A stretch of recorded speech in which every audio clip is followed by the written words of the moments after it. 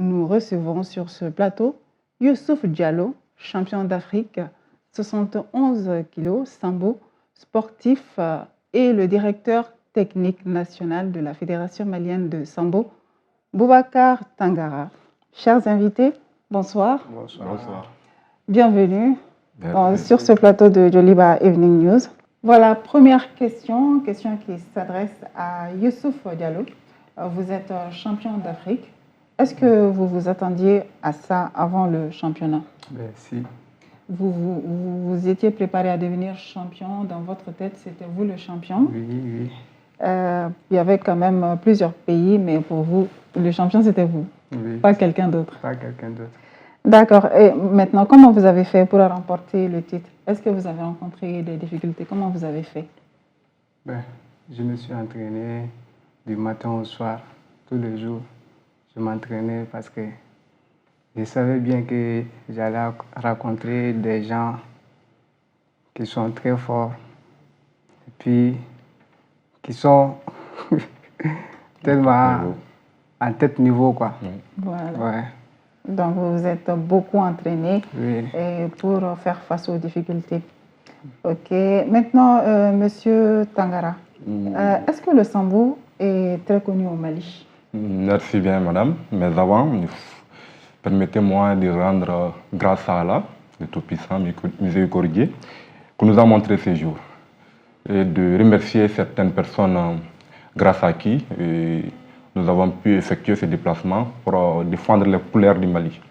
À commencer par la Fédération malienne d'abord de sambo, et tous ses personnels, la présidente de la fédération, Mme Diarra et Aïssata Fofana, la vice-présidente, Mme Si Aminata Magou Traoré, le vice-président, M. Bakary Fofana. Et sans leur effort, tout ce travail-là se révèle. Et pour revenir à votre question, mais avant, permettez-moi de revenir sur les champions. Les champions se sentent un peu plus à l'aise sur le tatami que devant un micro. Sinon, ça n'a pas été du tout facile pour lui, parce qu'il a rencontré des vrais champions qui étaient au top niveau. Et ce n'était pas vraiment un combat gagné d'avance. Mais comme il l'a si bien dit, il s'est préparé, il s'est beaucoup préparé, surtout avec son coach, qui a été élu meilleur coach du tournoi, coach Makan Sidibé. Je profite de l'occasion pour lui saluer parce que sans son effort, le travail de la direction technique s'est révélé également. Maintenant, pour revenir à votre question, madame, sans c'est l'heureux, je dirais que le sambo au Mali, c'est pas totalement connu comme on veut. Sur le plan administratif, nous pouvons dire oui, parce qu'aujourd'hui nous sommes une fédération, et tel n'est pas le cas pour beaucoup d'autres pays qui sont même en avance sur le Mali, à savoir l'Algérie même, qui a été classée 4e du tournoi, mais qui n'est même pas une fédération. Mais le Mali est reconnu par les autorités administratives. Le Mali a une fédération malienne de sambo, mais au niveau local, au niveau des citoyens lambda, le sambo passe inaperçu. Parce qu'il faudra savoir que le sambo a été là depuis 2013, grâce aux efforts de quelques grands maîtres que je ne vais pas citer sur ce plateau. Mais on doit beaucoup faire pour pouvoir montrer cette discipline au grand public. Une discipline assez jeune. Alors, comment se porte la discipline en question au Mali et quels sont vos projets à venir? Est-ce que de futures compétitions sont prévues? Bien évidemment, madame. D'abord, le sambo se porte, comme je l'ai dit au début, pas bien, parce qu'il faudra dire la vérité, pas bien au Mali d'abord. Parce qu'au début, il y a eu des problèmes, pas mal de problèmes. Sinon, le sambo était... Pas mal de gens avaient embrassé cette discipline, mais au fur du temps, il y a eu assez de problèmes. Mais actuellement, tous ces problèmes-là sont des vieux souvenirs. Actuellement, nous avons des programmes et des projets bien déterminés. Et pour les compétitions à venir, pour parler de ces compétitions, il faudra dire que notre résultat lors de ces championnats va amener beaucoup plus de gens dans cette discipline, puisque le Mali est sorti avec une délégation de 5 athlètes. Alors que notre pays frère, qui est la Guinée, est sorti avec une délégation de 21 athlètes.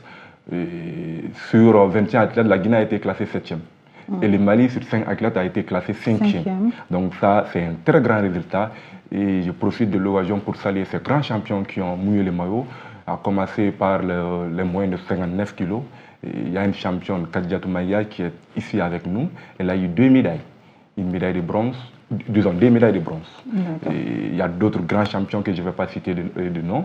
Ils ont eu 3 médailles de bronze. Donc ça, c'est un résultat vraiment à saluer. À cause de ces résultats, je pense que le grand public va embrasser ces sports et ces sports vont se porter mieux.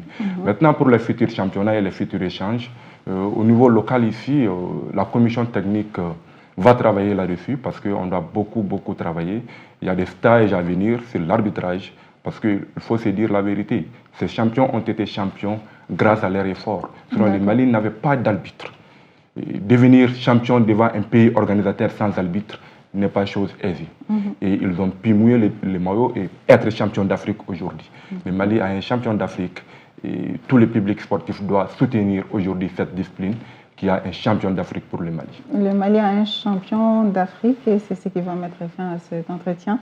Merci beaucoup à vous, notamment Youssouf Diallo, champion d'Afrique de Sambo pour la catégorie 71 kg. Et avec sur ce plateau le directeur technique national de la Fédération malienne de Sambo, M. Boubacar Tangara. Voilà, c'était là nos invités pour ce journal. Encore, messieurs, merci d'avoir répondu à notre invitation. Merci. Toutes nos félicitations à Youssouf et à toute l'équipe du Mali qui a représenté le Mali à cette compétition dont le pays est sorti 5e sur 25.